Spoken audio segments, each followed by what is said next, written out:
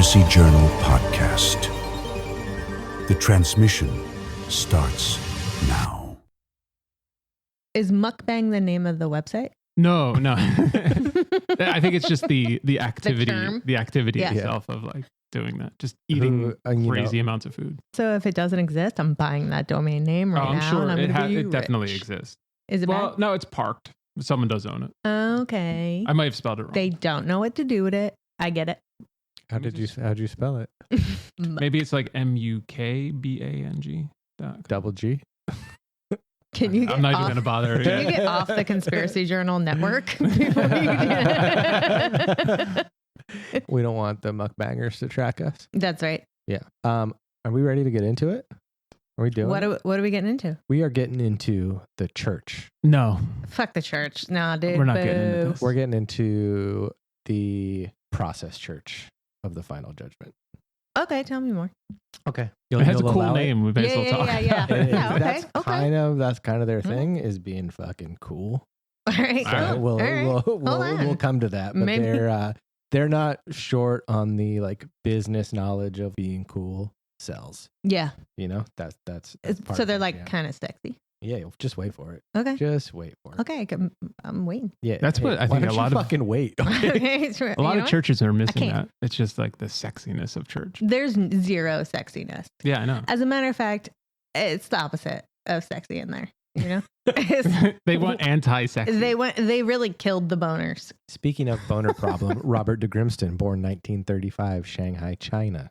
Oh, okay. I was gonna say something Not racist. Chinese, I didn't. born to an Oh. elite family. His father was an official in the British colonial service. Mhm, So were these types of people. mhm. High-end boarding schools. He served as an officer in the British cavalry in Malaysia in the 1950s. So kind of that vibe going on. Mhm, Later mhm. went back to London, studied architecture, dropped out to pursue interests in psychotherapy and spirituality. A lot of boners in there. Yeah. Mhm, He mhm. joined the Church of Scientology in London in Nice. the early Nice. 1960s.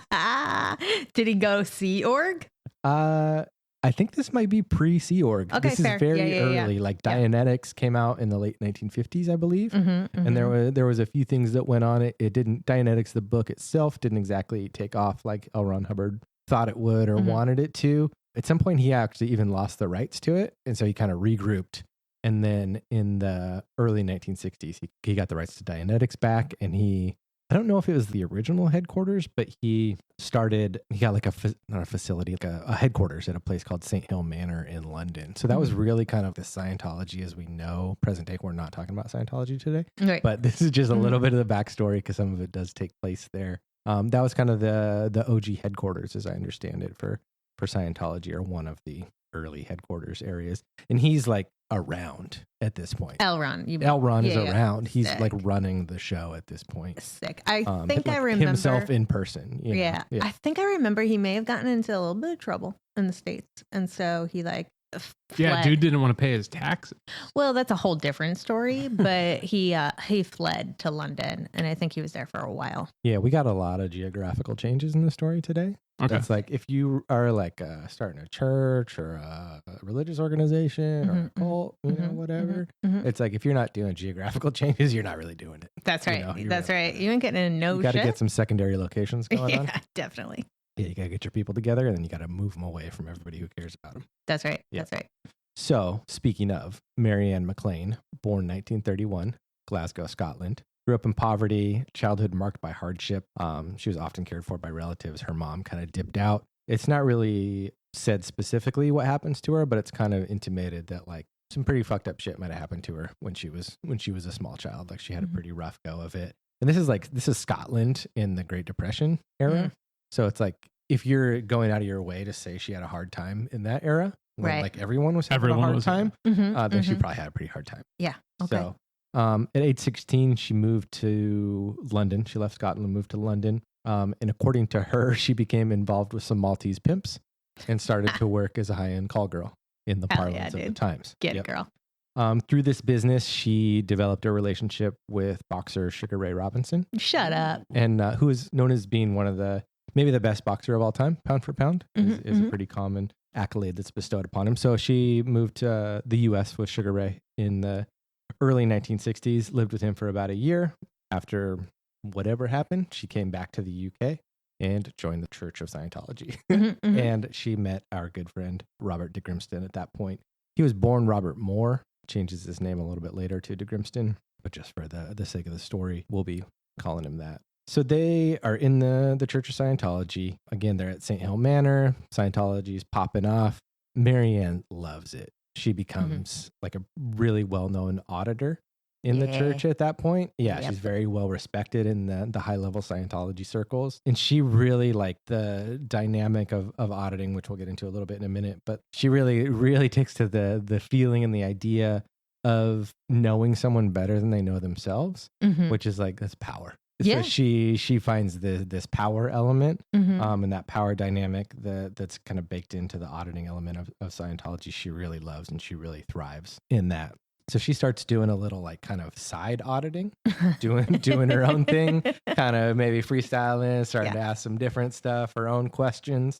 And so some people in Scientology kind of like they set up a little sting in the like recorder asking some sideways shit. And they're like, you and your fucking husband, this guy, they're not married at that point, but you and Robert, L. Ron Hubbard, you're suppressive persons. You got a couple of SPs. You got to get the fuck out. Yep. So not before Marianne ganks a E-meter on her way out the door. Of course. And Taking one of these. That's right. Her and Robert, they marry. Okay. So we're in 1963. So her and Robert have just been bounced right out of Scientology. But they got the E-meter, and Marianne, even though that happened, like she's like, there's a lot of value in this element of Scientology. And so they form a business called Compulsions Analysis based on the Scientology techniques, but like stripped of all the science fiction, science fact element of it. That's right. All of that stuff taken away, along with the ideas of the psychologist Alfred Adler, who was like really interested in exploring people's like innate inferiority. And then breaking through that and getting to developing feelings of superiority. That was kind of, he had this transition thing. And so that fit very well with the E-meter Scientology processing of like breaking down all of these walls within yourself, asking probing questions, getting through like the social masks that people wear. They were really big on this. I thought this was just very funny to me. Alfred Adler, the psychologist, in 2002, the Review of General Psychology ranked him as the 67th most eminent psychologist of the 20th century. He's up there. Yeah, and it's He made the list. At what position on the list do you like not put it on your resume? Right. You know, Yeah. you know what I mean? Yeah. I'm the 67th most eminent psychologist of the 20th century. Well, he gets to just write. He's one of the most. right. Yeah. Yep. Yeah. Absolutely. How long is the list? That's what I really want to know. 67. 68. Yeah. That's right. Ronald McDonald is like 68. And I mean, it's so, like I had forgotten kind of, it had been a while since I had dipped into the world of Scientology at all. And I had kind of forgotten about the E-meters. And it's just like, there's like the two things that you hold in your hand and it like reads the electrical charges. And so kind of like the theory behind it is that when they ask you a question that matters to you, this meter goes up, this charge goes up. I just keep thinking of kids with the tin cans and the string. Yeah, that's exactly what it looks like. That's okay. So as a little baby, I was probably like a teenager and I was in the subway in Times Square, which is like a major hub. And there's a lot of like hallways and stuff where you can, walk down this walkway to go to the 2 train. You walk the other way to get to the shuttle and whatnot. There's big openings. Sometimes there's break dancers or singers. And one day there was a table set up of Scientologists. They had Dianetics out and they had the E-meters and I was into it. So I walk up, I bought a book. I still have it. Never read it. It was unreadable. I kept trying, couldn't get through it, but I did the E-meter and it is very much like I always think of the tin cans and a string, but it was more like, I don't know if you guys ever made in science class, like a light bulb on a piece of wood with like an on off switch. It was more like that, you know, that level of electric, middle school electrics. And it was just like 2 cut pipes, if you will, that you put your hands on with 2 wires that went to just like a little gauge. And yeah, it's like as they're asking you questions, they're noting whatever the gauge is saying. And it's lunacy, you guys. It's pure lunacy. Well, And by fun, lunacy, too. you mean scientific fact. Yeah, I mean, Yeah. this is obviously how to like get down to the core of a person. But I have to tell you, how much different is it from a lie detector machine? I mean, Not This I think works less. yeah, it works less. You know what though? If you would put some like, defibrillator things on. Here's the thing with like maybe it would be a lie detector test. Mhm. the e-reader though is like it's arbitrary what they would read out like the little Right, of thing course. would be. Yeah. So it's like if you started like talking about someone's gay or something, like they want you to like acknowledge that and be like, Mhm. are you gay? And you're like, no. And it's like, well, this is saying that it just jumped Yeah. a little bit. So let's talk about it a little bit more like that. And like, Have you ever had gay thoughts? yeah, exactly. And like Do they you would know just, any gay people? you would just go down this rabbit hole. It doesn't matter what the topic was, but you just go down this like long list of things that just like Of course. And you're this- ruining your own brain at this Yeah. point. This is what the titular process of Yeah. the Church of the Final Judgment is this. Yeah. Breaking down these barriers or pursuing these lines of questioning. They believe that people had become fragmented by societal norms and had become like pulled in so many directions that we're going to process you to deal with those fragments until you become a whole person again. Well, see, I can agree with that. I'm Like, ready to sign up. I'm kind of actually. on board. Yeah. Until This like sounds like all the work I did in therapy. That's exactly right. This is effective. This works. Yeah. This makes people feel better about themselves. Okay. It makes them have breakthroughs. And so they start to get some of the young people around London and kind of bring them in. And this is the early 1960s, so we still got a lot of post-war stuff. There's a lot of hippie stuff going on. That's kind of not the thing for everybody, but people are exploring a lot of different stuff. There's a lot more freedom to explore these things. And so, yeah, that's exactly right. Like you're on board. These people are on board. These young people, they're like, this breaks down a lot of the walls, a lot of the stuff that's been projected upon me. And I feel confident. We're going against societal norms. So there's an anti-establishment intellectualism to this whole thing, which is appealing to young people. Late teens, early 20s, we're in that zone. And so Marianne and Robert, they're fucking savvy. And like you'll see throughout this is Marianne. Marianne Yeah. is the fucking boss, dude. I already was like, hold on. Homegirl used to be an SW, and now she's her own pimp. And she's stole that e-meter and she's on one. And she's not only her own pimp, not necessarily in a sexual way, but like she's about to get a stable. She's Hell yeah, developing dude. a stable. that you could be know? a tagline for this episode. I'm my own pimp. Yeah. That's right. That's right. And so she understands the times that we're in and what's going on. So Robert looks good. He's a good looking, like strong looking dude, so they have this thing. So Robert is the face of a lot of this organization, but Marianne ultimately is pulling the strings behind the scenes. And so again, they're hip, they're savvy. This thing is kind of working. And so they're like, let's get some rich, weak teens Fuck yeah. and exploit them. Yep. And Brilliant. so that's what they do. They attract all of these people, or not all of these people, but then we're in tens of people at this point. Yeah, sure, And sure. so they move them into this basement in a house in the Mayfair area of London, which is a super affluent area. Okay. We're like a stone's throw from Buckingham Palace. Okay. Like Buckingham Palace is immediately adjacent to Mayfair. Okay, got it. Across the street, And so we're in that zone. So there's a lot of people to pull from, and they're pulling from upper class social circles, young aristocrats, heiresses, university students, and they're like young, good-looking, intelligent people.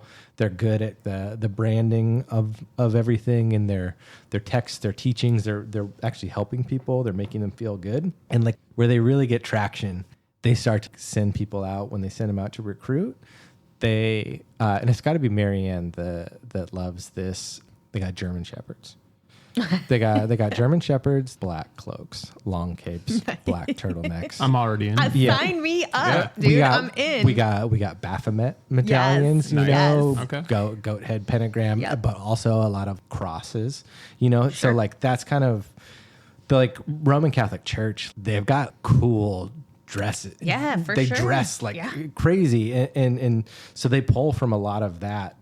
And you'll see as we go through this story, but a lot of what we like think of now today with Church of Satan heavy metal stuff Yeah, I'm came like, this from is them. yeah, we're in a goth phase or heavy, They- and I'm they into started it. phase. So like there's like hot young people out on the street, black cloaks with pentagrams and German shepherds, and you're like, who the fuck are these people? Nice. I know? want to I like hang that. out. Yeah, exactly. So Sign they're me like up. really good on that. So they're getting a lot of people in that way. And also anybody who's maybe, hippie love is not quite for me. And this is the opposite of Yeah. that. So it's a great way to push back against that even, so you can kind of double push back against the societal norms, Yeah. the structures of that at this point. They're charging money to process people. Hell yeah. Let's get it. How much do we know? We don't know. Okay. I think probably. I mean, it sounds. I don't know this. I'm speculating, but again, Marianne's pretty hip, so it's probably like how much you got. Fuck it. Yeah, I mean, You know? spiritual liberation Yeah. has never been free. Yeah. Exactly. No. And I feel like the work is It's a commensurate sliding with what you're able to afford. If you come from a very rich family, it's going to cost you a lot to get processed. That's right. You got a lot of bullshit. I was going to say, process. you have more to get through, I guess. Exactly. There's always more. So they become self-sufficient through this, and they move into a mansion at Balfour Place in Mayfair. So they've like leveled up. And again, we're still in this super affluent neighborhood. We're doing great at this point. Marianne is kind of known as like the oracle or goddess in this circle. Robert's more of the public face and is known as the teacher. Again, Marianne's kind of pulling the strings. And it's at this phase, the Balfour Place phase, that Robert Moore changes his name to Robert de Grimston. Just sounds cooler. We're doing the whole I agree. goat head thing. Yeah. De Grimston is way more I occult. support it. I Yeah. support The this goat move. head We'll thing. we'll never call you more again. Yeah, we're in some heavy metal shit. So Hell yeah. and so at this point, we've kind of got the look and the feel, but at this point we're moving from psychotherapy into religion. At this point, we're starting to transition. Okay, what That's do we how like all good cults start. I That it's know. like, you got to like figure out yourself, and then it's just like, oh yeah, by the way, this is costing money, and there's going to be some like weird shit that you have to do in order to like Is it- continue on with everything. Every time, man, almost, I'm not even kidding you, almost every single cult story I hear, the whole beginning self-help part, I'm like, sign me up, I'm in. I'm totally in. Yeah. And then it fucking turns every time, and I gotta blow somebody. Dude, And it's just not right. I was listening to Charles Manson. I remember this like very clearly. It was like Charles Manson giving like some sort of talk. It wasn't a talk. He was being interviewed after all the crazy shit he did. But I turned to, we were like watching this interview in school for something. I forget what it was.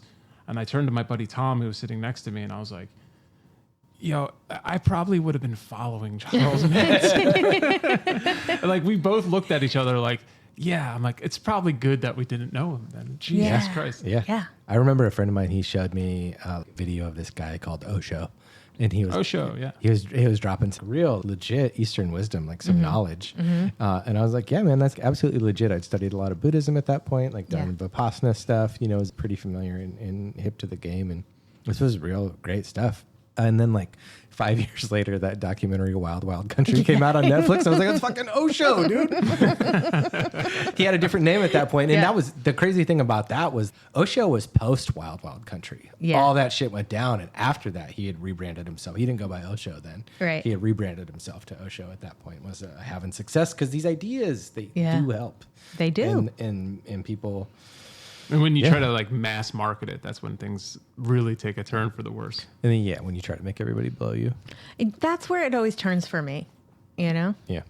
Yeah, we can have a fun loving time, and just the orgy doesn't have to always be part of it. Exactly. Exactly. Ram Dass was never trying to fuck everybody, I know. Yeah. and he had a lot of good. Yeah, Just wait for that documentary.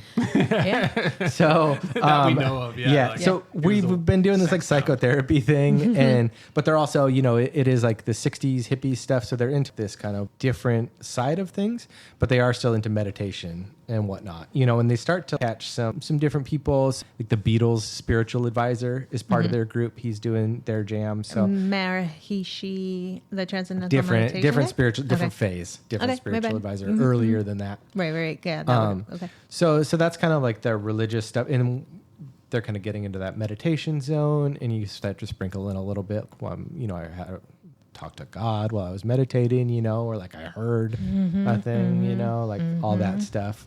And Marianne starts to dabble into like classic cult shit. She's arranging a little marriage, nice. like making it more a little communal lifestyle. Yep. Which is like, I remember in my notes just writing communal lifestyle is taking everyone's money. I feel like when you like transition your followers to a communal lifestyle, that's when I'm going to hold all your assets for you, and everyone's assets are going to go for the betterment of our organization. And so at this point, Marianne, she receives a revelation From God or whoever. Yeah, yeah, sure, and that the world was ending. We needed to leave London immediately. Shit. So here's where we get to like the fire festival phase of this fucking cult. They're like, we're going to the Bahamas. Sick. We're going to go to the Bahamas and we're going to find an island and it's going to be fucking awesome. What was it that they were actually running from? Because the end of the world. She had this revelation. I know, but like that usually comes up because like they know like because the government's the coming IRS after. is coming. Yeah. Yeah. Fair enough. Usually that's when like they have these revelations right as like they need to get out. I really think that at this phase, I really think that she's experimenting with control, how much control and influence she has and how far this can go. That's a huge test. To this point, we're wearing cool clothes, we're in London, we're having a good time. So like, how far will you go for me? This is dark, man, that she's not. I feel like men are usually running from the IRS or whatever the equivalent would be in London. The parliament's out to get me or whatever. Whereas women are like, yo, what can I make these fuckers do? And maybe I really want to go to the Bahamas. So let's go there. This is an interesting thing. And it's actually, I think it's quite dark. But I think that there's a lot of truth to it, that I think that things that happened to Marianne in her life, when she was a young woman, I think that she was like, I will never be controlled by a man again. Yeah, right on. I will control all the men. Yes, you will. And largely, this group was mostly men. There were women around, but it's largely young men that are in this group. Fuck yeah, Marianne. And that's a big part of it. Yeah. Yep. And it is so different, the motivations of a cult led by a man versus this, but it like absolutely tracks, and she's doing it well. Yeah. She's like, she's getting it. She's working it. So they go to the Bahamas, but if I can say that one thing that young white people from inner city London are known for, it's their survival skills in the wild. Totally. Yeah. They're going to be fine. They're going to die of sunstroke in the first 45 minutes. So that's right. So they go to the Bahamas. They're like, we're going to find an island. We're going to buy an island. It's a little bit like whatever.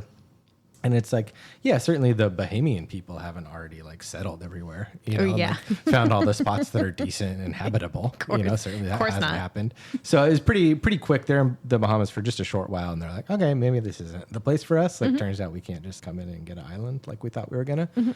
So they go to Mexico City and they're like, let's regroup. They're finding all the worst places to be dressed in black. Yeah, absolutely. Absolutely. Also, while this is still happening, German Shepherds. Yeah. They got the German Shepherds. Hell yeah. So German Shepherds love the heat too. Yeah. They're thriving. Yep. Exactly. So they're in Mexico City. I think somebody gets a vision that's like, we need to go over here to the Yucatan Peninsula. So they go over there. They rent a bus. They drive out to the Yucatan. The bus driver's like, what are you guys even doing? Like, what are you guys? Are you going to pay me? Like, what's going on? And so they get out there. They get dropped off. They're just on the beach. And they're like getting fucked up. They don't have food or money or anything. And they're just getting fucked up by the weather. And like mosquitoes. Yeah, exactly. And so they're like believing, they're young, so they got some stamina to withstand some bullshit. Yeah, of course. So they're all like meditating together. And this was so funny to me. One of them had a vision, and the vision just, I see crystal blue water, coconuts, and palm trees, and it's just a slightly different version of the beach that they're on. And so they like walk up the beach, and then they see that, and they're like, "Oh my god, the vision has been realized." It's so lazy. Yeah, it's crazy. And so a short ways up the beach, I maybe 10 or 15 miles or whatever up the beach, there's like this abandoned coconut plantation and salt factory. Perfect. And it's not even it's worse than, it's ruins. There's Oh, like no shit. roof. Yeah. There's like Shit. this. And so they're like, this is the place. This is the vision. This is incredible. And get there and they look out in the water and there's like there's a fish that comes to the shore from the fucking ocean. And they're like, what is that? And Marianne's like, it's a fish. She's like, I told you we would be provided for. And they're like, oh, and their minds are blown that the ocean produced a fish. Fucking They're- white rich people from Yeah. London, man. They're all like, it's so crazy. They're all like, their fucking minds are blown. And they're like, this is a sign from God that we are meant to be here, you know? And it's like, you mean, I like love how our brains yeah, work. the, like you that. mean the When most you- abundant natural resource in the whole fucking planet. You're like, oh my God, dude. like when you're looking for like a miracle, you will find it. Like, Yeah, it doesn't matter. absolutely. Like you'll make an excuse for like our brains are fascinating. Yeah, Yep. real thirsty. You drink some water. What is this magic elixir? And so it's really, it's just, I mean, they really like, they all like want to be on this journey and they like really want it Sure. to work so well. So they're in that zone and they just like, they find the owner of this factory and they're like, can we stay here? And they're like, in the fucking ruins? Like, yeah, go ahead. Like, Yeah. fucking, this is also, it's like far away from town. Like they're not close to anything. So they're like out here, they're fucking dying. Yeah. They're like getting heat stroke. They're dehydrated. They're malnourished. It's part of the process. That's part of Yeah. the process, dude. Absolutely. We're processing. We're becoming the whole self, just a Yeah. much smaller, withered version of ourselves. Only Marianne can eat the fish. That's right. That's right. The dogs are fine. They're finding critters and stuff. Yeah, So, And other bodies of the people that are Yeah. dying. exactly. Probably. Yep. So they're just like out there. They're getting fucked up. And this is just, it's so interesting to me about the lack of awareness once you get into these crazy scenarios. And so we're already a little under the influence, you know, and then we're malnourished, we're sunstroked, we're meditating a lot.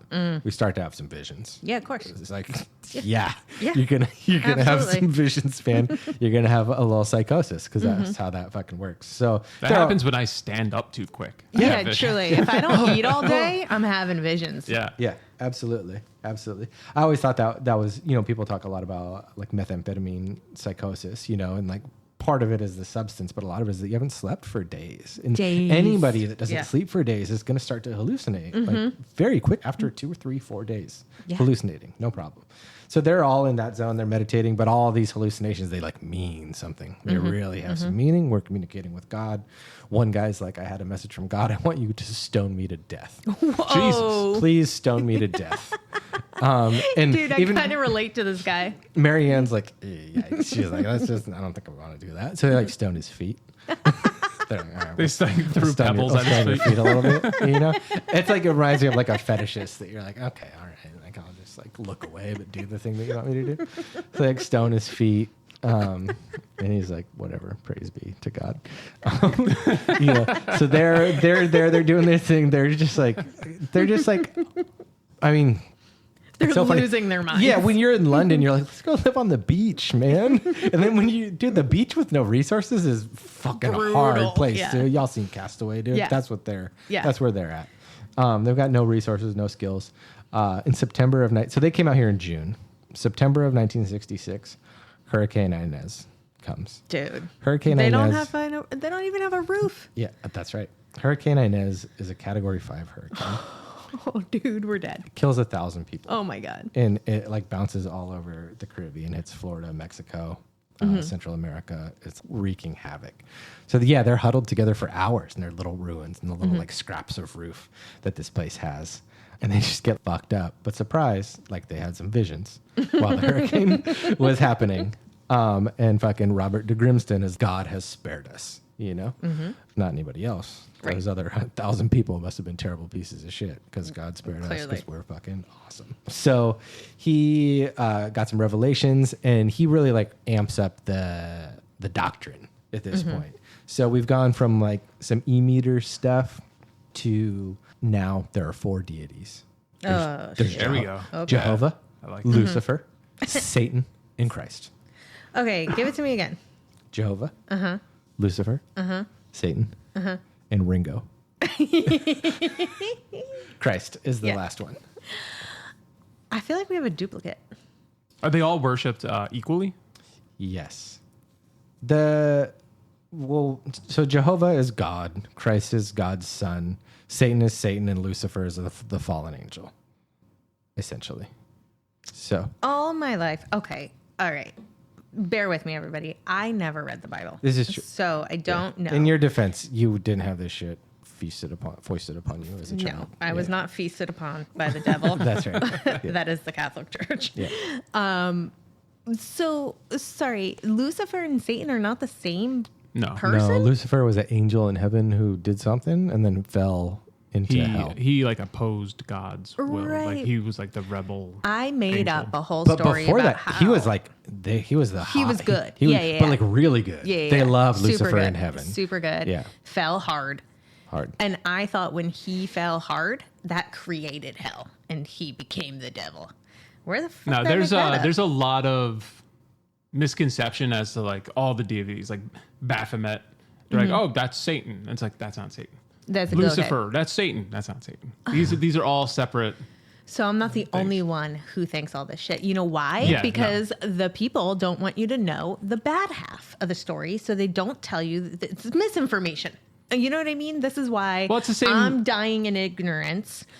It's because they don't want to tell me the truth. Well, it's the same thing that happens like with most of what Christianity did throughout the years was when, again, going back to the idea of adopting all these like Nordic and like pagan rituals and stuff Yeah, like of that. course, like Easter. And Yeah, and like yeah. incorporating all of those ancient traditions into like this other thing to get more people on board with Right. with their religion. Anything that isn't in their doctrine is essentially considered a cult and pagan, and it's bad. And it's, Right. if it's not in their specific like rituals, then it's Satan. Got So it. anything outside of a Christian belief So is Lucifer satanic. could be Satan, but because he's just bad. well, it is because they say that. right. Because And that- everything bad is Satan. And like, yeah, in your defense, that's super common. Yeah. that Lucifer is referred to And as Satan. thank God for There's you like the bringing- phrase like, speak of the devil, it's Lucifer himself. You know, like right. that kind of Yeah, shit. they make it confusing. They do. Well, that's why even in the Codex Gigas, and like it's called the Devil's Bible. Right. The devil and Lucifer are essentially the same person, but they are different things. Like to be you could be a devil, but Lucifer is like its own separate entity. Right. They make it so confusing. And even like we can dive into that like on a separate thing, but like yeah, Lucifer is just when you think of like conceptual deities and conceptual ideas of what good and bad is, and the idea of like knowledge and things like that. That's and like the bad that can come with too much knowledge is usually what's attributed to Lucifer. Right. The Lucifer, the bringer of light and knowledge. Yeah. Yeah. Yeah. So much of this shit is just people just be saying stuff. Because like right before this, I cut it out. Best way to simplify everything that's going on. I cut it out because it was just like a thing that didn't need to be mentioned. Originally, there's 3 deities. Jehovah, I think it was Jehovah, Lucifer, and Satan. And then he's like, well, there's 4. So Right. it's like that's how much fact is like Right. existing in here. And then the people just be saying stuff, you know. And so he does kind of bring it back around. Robert de Grimston brings it back around, which is likely it's like Marianne's like, tell him this. Tell him this stuff. Yeah. And he's like, I want to he's call like, him okay. Richard Moore again That's fine. because he lost his cool name. Yeah. yeah. So they do bring it back around to like, if you acknowledge, they say that all 4 of these deities exist in each person. So Jehovah, Lucifer, Satan, and Christ. And I'm back on board. there's kind of like Jehovah and Christ are the light, Lucifer and Satan are the dark. And then if we acknowledge the light and the dark in ourselves, then we can become a unified being. Yes. You know, Yeah. and again, this is kind of back to like the process. We're going to break through the walls, and we're going to become, but we're doing a little more biblically. Yeah, Biblically. like Carl Jung would like talk about this in like in terms of our shadow, and it's just Yeah, like yeah, you yeah, have yeah. to address it and acknowledge your shadow and like the darkness in you. He can have his cool name back. Okay. Okay. Robert de Grimston. Yeah, at your service. Christ and Satan would eventually unite and judge humanity. And to survive it, you had to have balanced these things. You had to unite that light and the dark and become a whole person in order to survive the final judgment. The church are the process of the final judgment. We've reached our full name at this point. Got it. So also they're doing some orgies.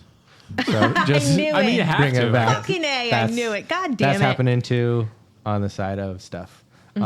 They're also, it's just like a weird side note that I think needs to be mentioned, but there's like nowhere to go on it. They're also like having kids, and like the members of the cult at that point, it's kind of wild. They like, even way after the fact, you can tell they still have stake in a lot of these ideas. But when they talk about the children that they hadn't raised, they're like, oh, we fucked those kids up. They're like, we did a terrible job with those kids. And so they raise the kids, I think designate certain people to raise the kids to like take them away from their parents. They said they see them about once a week, and so they have different structures, but kind of across the board, God damn, we did a number on those kids. So I was just like, again, there's nowhere to go with that, but I feel like it bears mentioning. Jesus Christ. Yeah. I would like to speak to one of these kids. I know. I have questions for these kids for sure. Yeah. Actually, I want to just start with like photos. Like, what do you look like nowadays? Like, how did you turn out? You know what I mean? Are you alive? Yeah, Did you make it? Exactly. Yeah. Did you make it out of the roofless coconut factory on the beach? Yeah. And there's some like, there's not a lot of things that come out of the direct actions of the cult, but there is like some shit going on. Like when the hurricane happens, fucks them up real bad. Let's go back to London. Shit. Okay. Do we still got that mansion, or we got to go somewhere else? Yeah, I think we're doing good financially. Great. So we go back to London. We're doing the thing. And so at some point there's a guy that's like kind of privy to the teachings. He commits suicide. Did he? Exactly. One of the women that they took with them, her like family and some other families that were involved, hired some cult busters of the time to like come get them out, and so like this woman talks and like she got like ripped away from her family essentially, and she's like, it took 8 years to recover. Wow. So there's like real trauma being done to a lot of these people, and there's like some dark things happening. And again, like they're not like happening directly inside of this group, but they're happening directly because of the actions of this group. So they go back to London. They get legally incorporated as the Process Church of the Final Judgment, a nonprofit religious organization. And we really amp up the aesthetics. Robert de Grimston at this point, he's like got a Jesus goatee. He's got the fucking hair. They're all wearing their black capes and cloaks. There's a lot of pictures of somebody wearing a purple cloak, which looks fucking dope. So they got the crosses, the hair, the whole thing. We're back. We're back. We're cruising the streets with the fucking German Shepherds again. We're doing great. And there's like, where they were in Mexico is like, it's spelled XTUL, but it's Stuhl is like where they were at. And so there's like a lot of people that like the people that were there and like lived through that, they really feel like it's like this apocalyptic event that happened to them. They like went through this thing, and they've all been like, it kind of cemented their like involvement in this organization. How do you leave after that bonding experience? Exactly. It would be like in Castaway when Wilson floats away. It's exactly like that. Yeah. It's exactly like that. I know. That's why I said it. So they're really like leaning into the look. They have this like 4 Ps logo, which is 4 Ps inverted on each other. Sorry, it looks I was envisioning peas, like edible peas, like little. That would have been better peas. because this one looks like a swastika. Oh, So I was just gonna say I can imagine what this looks like. Yeah, it looks like a swastika, which like. Again, it kind of fucking flows with their vibe that they got going on. Right. So they've got this whole like iconography thing. Also, too soon, guys. It's only the 60s. Yeah. Oof. Yeah. And so people around London like see them. They've got a presence in the streets. Yeah. And people around London are like, these fucking nutters, dude. They all think that they're brainwashed, which, whatever. They buy their own printing press. They start a magazine called The Process. Fuck yeah, and dude. it's like, again, we've got all this cool iconography and imagery, and like each image of the magazine has a theme like death, fear, or sex. Yeah, dude. They're getting access to these people. Like they interviewed Mick Jagger, and celebrities like that. Have them on the pages with, a lot of their own like teachings and writings. And I don't know if it's hard to say in retrospect, but there's like a quote from Mick Jagger that's, these are dangerous people. And so I don't know if him being like, yeah, they're fucking dangerous, or if it's him, stay the fuck away from these people. Like they took me out of context, speak to my attorney, it's a little bit unclear as to that, but they do have access to these people, and there's this involvement. And apparently in that time, and probably still, to become a church in England, you have to be a church for like 100 years. So they're just incorporated as this nonprofit religious organization. Not so in America. Let's go to America, be a church, getting money. That's right. Not paying taxes. Yep. So they Just following in the footsteps of L. Ron Hubbard. That's right. He's and they like to go back to the beginning, to really follow in those footsteps, I think Marianne must have learned from him, or just they were just smart in this way. She stole the e-meter and they're using that, but they renamed it a P-scope. Yeah, duh. And they're like taking a lot of the Is it peace or P? P. P scope. Yep, Okay. exactly. We're obsessed with the letter P. Yeah. the process. Yeah. That's why I was curious. I was just- Yeah. So This episode is brought to you by the letter P. That's right. So they call it a P-scope. They're like, they take a lot of the axioms and phrasings from Scientology, but they kind of rebrand them as part of the process. Just they stole a lot of shit from Scientology, changed the name so they can't get sued. Right on. So yeah, So I support this. yep, taking it's- notes. It's what everybody does. Taking notes. So they come to the U.S. We're the late 1960s. They settle largely in New Orleans and San Francisco. So late 60s, Spooky. yeah, counterculture, all that is really popping off. And so they catch the eye of people like John Waters. John Waters Yeah. was cruising Fuck around yeah, with him. dude. It's really fun to hear John Waters talk about him because he's just like, yeah, they look fucking cool. We were running around in these Can fucking imagine, yeah. cloaks. He's basically like, they weren't shit. Yeah. You know, it's kind of Yeah. what he says as well. So yeah, they just like really had the like branding down. They got involved with George Clinton, Parliament Funkadelic. Fuck yeah, dude. So they were P-Funk. like, they went on tour with P-Funk at Hell some yeah, point, dude. and they were doing some stuff. Doing their costumes, essentially. Yeah, Yeah. exactly. You We know how to brand. having Yeah. this vibe. Yeah, Yeah. this really like, yeah, there's just something about it that people are so interested in. You know, growing up in the Catholic Church, I get it. There's like power and gravitas that Yeah. comes from this type of dress and imagery. Well, it's kind of the same thing with the Church of Satan did. And like Anton LaVey had like the same aesthetic, the same idea. Even Yeah. like his kid Xena, like she kind of took over like the reins after he died, and it was like that same look and like gathering celebrities and like gathering rockers and stuff Yeah. like that, where it was just like it looks cool as fuck to be Yeah. part of this. Fuck yeah, dude. I definitely wanted to join. Yeah. I'm Yeah. a priestess. I paid and got my little card. Got your card? Yeah. All right. Yeah, it's a couple degrees removed, but half the stuff for sale at Hot Topic is because of these groups. Yeah, for sure. You know? 100%. It's just like those things slightly like tweaked. old Hot Topic. Yeah. For sure, yeah. Robert de Grimston, like as the Process Church, wrote the liner notes for Parliament's 1971 album Maggot Brain. Is the Process's teachings. If you get that album and look at the liner notes, it's their stuff. Cool. And so as this is happening, again, we're in the late 60s. And so people are seeing these people on the streets in these black cloaks, robes, fucking Baphomet, you know, all that stuff. So they're like, satanic panic. You guys are in it. Oh, yeah, dude. You guys are like part of the deal. And so there's a lot of like press and authors that are like, these fucking the Process Church, they're fucking Satanists, they're fucking up to some Manson family shit, you know, because they're like insular, you know, and they got the fucking dogs, dude. So Yeah. it's very, Yeah. it's not a stretch for people to be like, yeah, Yeah. they're up to some Manson family shit. Yeah, for sure. And they believe in the devil. Let's put them in jail. Exactly. You know, and they get kind of lumped in with Son of Sam gets like thrown into them, that he's part of this subterranean offshoot of cults that's from the Process Church, and that the killings that he did were ritual killings as part of this. So there's a big part of that. They do not help themselves. I'll tell you about in a second. They're like, there's a quote from Charles Manson that he was the quite the showman, sensationalist. For sure. So people are like saying these things about the Process Church, and he's like, oh yeah, de Grimston and I, we're one and the same. We're the same, man. You know? And so they're like these, but like he just says shit, you Yeah, know? he does. And Yeah. so, I mean, if somebody's like, Charlie, what do you think about the Process Church and Robert de Grimston? He's like, oh, we're the same. You Yeah. know, he'll say Yeah. whatever the fuck he's just, Yeah. you know, he course. was really, Yeah. he was Your really good at Manson that voice shit. is so good. Thank you. Can you do a little Manson scatting? Because he would do a lot of that. Wow, man, now me and the Grimston are one. Hey, man. Yeah. So yeah, then they like they did successfully sue one of these authors. That's like, we're not part of the Manson family. Right. They won. Oh, good. Because they weren't. But then this happens, and then they're like, let's go interview Charlie.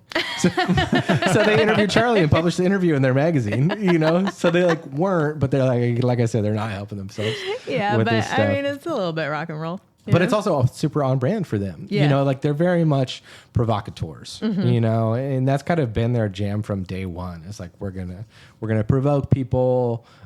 It seemed like not everybody, but a lot of the people that were involved in the group were just the kind of people that get off a little bit from making other people uncomfortable. Yeah. You know, they definitely attracted some of those people, which I mean, Charlie fits that bill for sure. Free Charlie. That's a little bit of an understatement. Famous, I'm going to go on record. Charlie's a creep. Yeah. I'm going to go on record and say he's dead. So, Yep.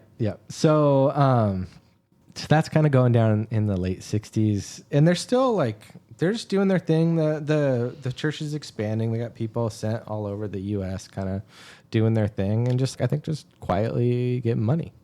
It seems, you know, from all this expansion and processing and all that. I'm not sure exactly when, but at least before 1974, Robert starts fucking a young lady in the cult. How young of a lady? Not a child. Okay. Probably early 20s. Okay. I Yeah. feel differently maybe than I did. Maybe 19. 2 seconds ago? Yeah, 2 seconds ago, I was like, ooh. When I say young lady, I mean young lady, not Okay. child. Okay. Yeah. Okay. All right. Yeah. Okay. I would have approached that differently if sure. it turns out that he was molesting kids. Sure. Let me just say I think that. it is just like a normal progression Well, of things it's a little bit cults what like I'm this. waiting for. Yeah. You know, when's this going to get really, really bad? But how does Marianne feel about this young lady? I don't know how she feels about the young lady.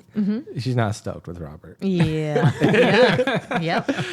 at this point. So there's like some infighting. There's some leadership disputes. And again, like this has been popping off over a decade now. You know, they've been rocking and rolling, fucking moving around, doing this thing.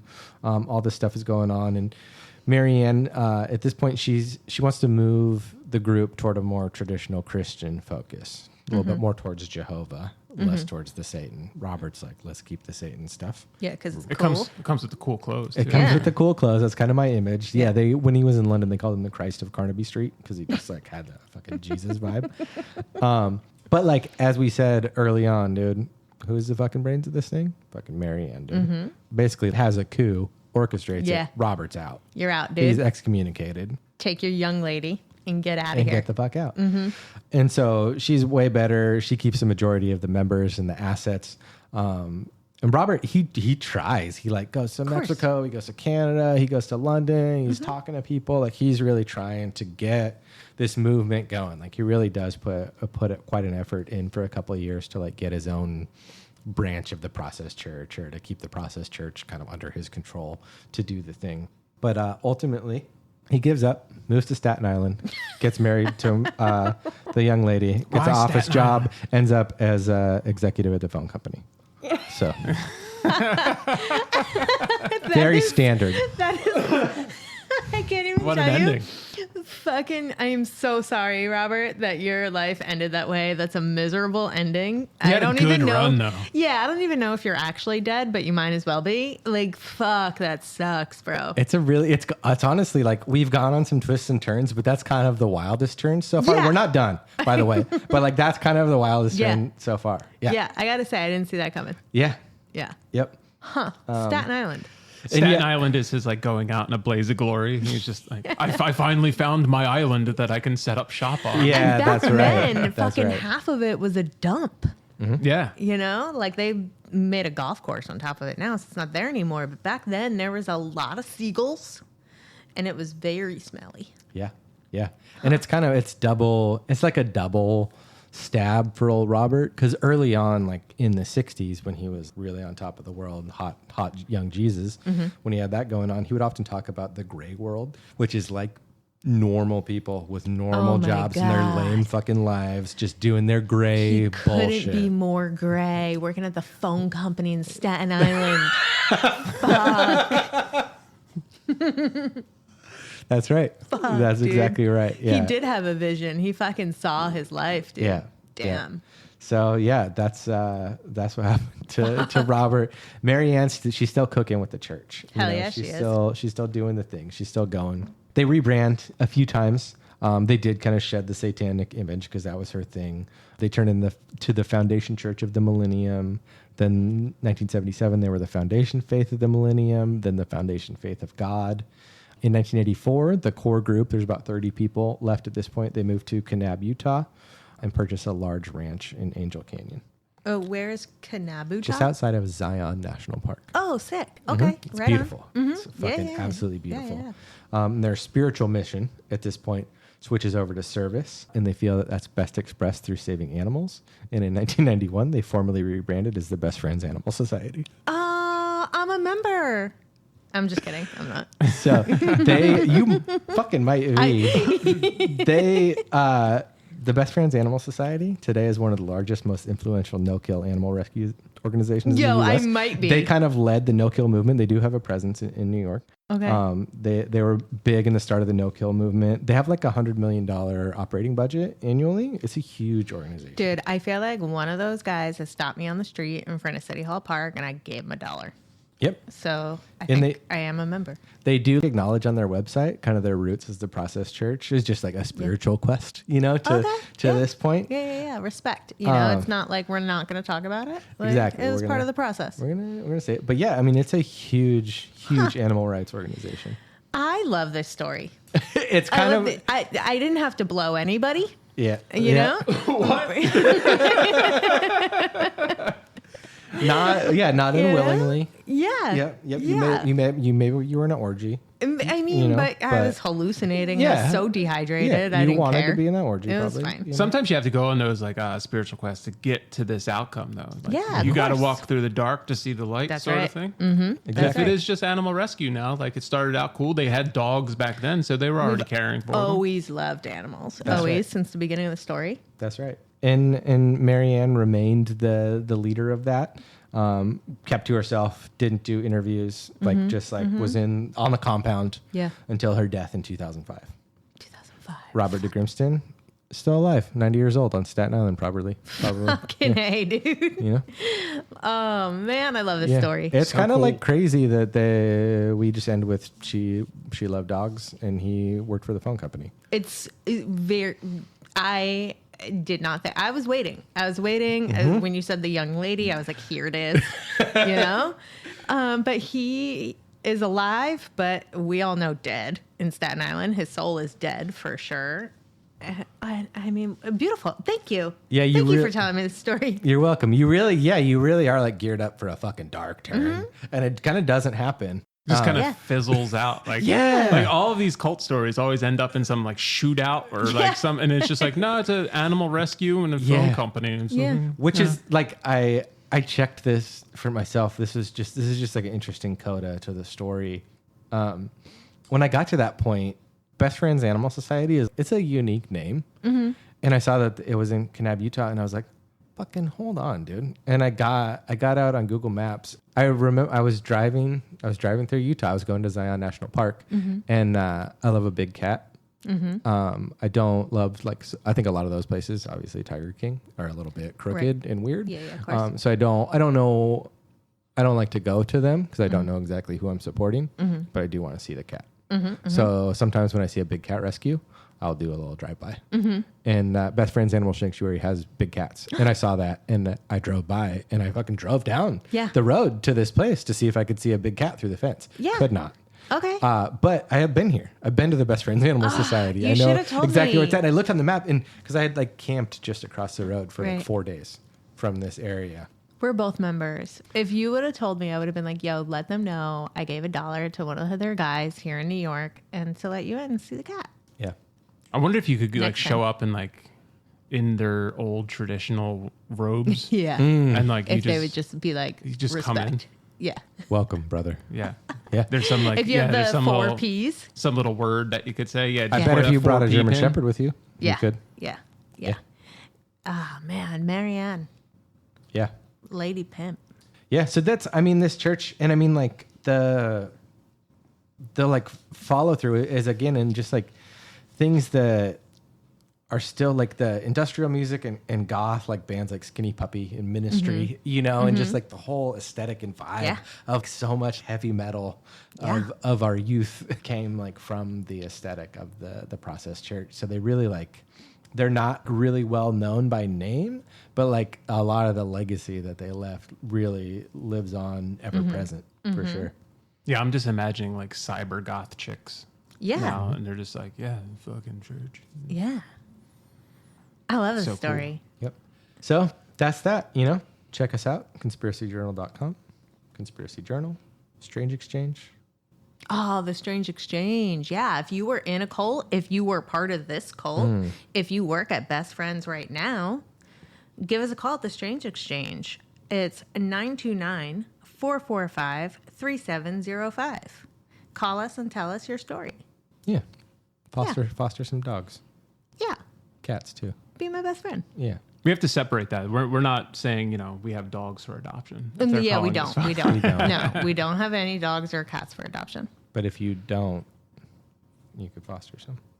Yeah. You could do that on your own, yeah. That's what I'm You talking could to go the Best listener, Friend. not you two specifically. You do whatever you want. Okay. I'm talking to the listener. Okay. I do have my own cat, so I'm good. I'm full. I'm full. Okay, fair enough. Yeah. I'm full of animals. I'm full. Yeah, I've hit my quota. You got full-time foster? Yeah. Yeah. Nice. I'm already being fostered by my cat. Fair enough. We all know she's in charge. Great. There it is. Goodbye. Hey, guys.